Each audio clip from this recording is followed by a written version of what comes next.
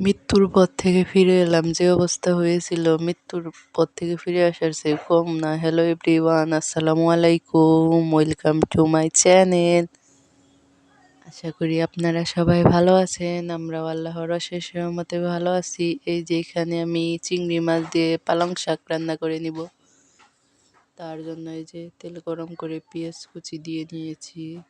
তারপরে এই যে মরিচ গুঁড়ো, হলুদ গুঁড়ো, ধনিয়া গুঁড়ো, জিরা গুঁড়ো দিয়ে ভালো করে কষিয়ে নিব।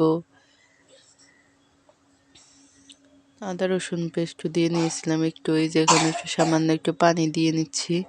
পানি দিয়ে ওটা ভালোভাবে মিশিয়ে নিব। এখন স্বাদ মতো লবণ দিয়ে তারপর কষিয়ে চিংড়ি মাছ দিয়ে দিব। আশেপাশ থেকে নয়েজ আসছে, প্লিজ আপনারা ইগনোর করবেন। আমার বাচ্চাটারও ঠান্ডা কাশি লেগেছে, প্লিজ সবাই দোয়া করবেন ওর জন্য।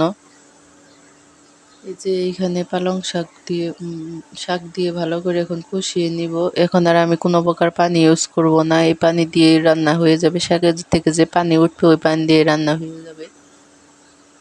এই যে ঢাকনা খুলে ভালোভাবে নেড়ে নিচ্ছি, যে পানিগুলো ভালো করে শুকিয়ে নিব। আর সাথে ধনিয়া পাতা দিয়ে দিব। আর ধনিয়া পাতা ছাড়া তো আমার চলেই না, মানে শাকের মধ্যেও ধনিয়া পাতা ইউজ করি, কি পরিমাণ ধনিয়া পাতা খাই। এখন আসি টাইটেল বা থাম্বনেলের কথা। এই যে এসব মজার মজার খাবার খেতে গিয়ে সেই দিন মানে এত পরিমাণে অ্যালার্জি আর কি পরিমাণে যে হয়েছিল বলার বাহিরে, যে আমি চোখ মেলে তাকাতেই পারছিলাম না। দুই চোখ একবারে বন্ধ হয়ে গেছিল, চোখ মুখ ফুলে অবস্থা আমার খারাপ হয়ে গেছিল। কোনো প্রকার মেডিসিন নিয়েও কাজ হচ্ছিল না, মানে এত পরিমাণে খারাপ অবস্থা যে চোখ মেলে তাকাতেই পারছিলাম, চোখ সহকারে ফুলে বন্ধ হয়ে গেছিল এত পরিমাণে। এই যে এখানে কচু চিংড়ি ভাজি করে নিচ্ছি। এই যে ফ্রাই প্যানে তেল গরম করে আগে চিংড়ি মাছ দিয়ে তারপরে সব গুঁড়ো মশলা দিয়ে ভেজে নিচ্ছি। আজকে অন্যরকমভাবে করলাম। তারপরে সাথে পেঁয়াজ কুচি দিয়ে দিব। তারপরে এখানে এক এক করে ভালো করে মিশিয়ে ভাজতে থাকবো। অসম্ভব মজা লাগে খেতে, বেশি মজা করে খেতেছে। যাদের অ্যালার্জি আছে তাদের আসলে শত্রুর কোনো প্রয়োজন হয় না। মানে এত পরিমাণে অবস্থা খারাপ। এখন তো হাসতেছি, তখন কথা বলার মতো মুডে ছিল না। আমি শেষে একটা ছবি অ্যাড করে দিব। আসলে ওইটা তো কমে গেছিল তখনকার একটা ছবি, যে চোখ টোক তাও ফোলা ভাব আছিল।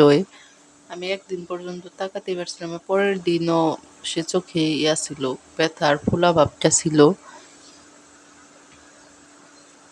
আর ওই সময় ভিডিও করা হয়নি, আর ওই সময় ভিডিও করার জ্ঞানই ছিল না, ভিডিও করবো কি আর ওই সময়। এই যে এখানে কাঁচকলা দিয়ে মাছ দিয়ে রান্না করবো, কষিয়ে নিচ্ছি। প্লিজ আমার ভিডিওটি যদি ভালো লাগে অবশ্যই লাইক কমেন্ট করবেন এবং আমার চ্যানেলটি সাবস্ক্রাইব করে আমার পাশে থাকবেন। যেখানে আজকের আয়োজন কুচো চিংড়ি ভাজি, পালং শাক দিয়ে চিংড়ি মাছ আর কাঁচকলা দিয়ে মাছ, আর সাথে ছিল ফুলকপি আলু দিয়ে ভাজি। সবাই ভালো থাকেন, সুস্থ থাকেন, আল্লাহ হাফেজ, আসসালামু আলাইকুম।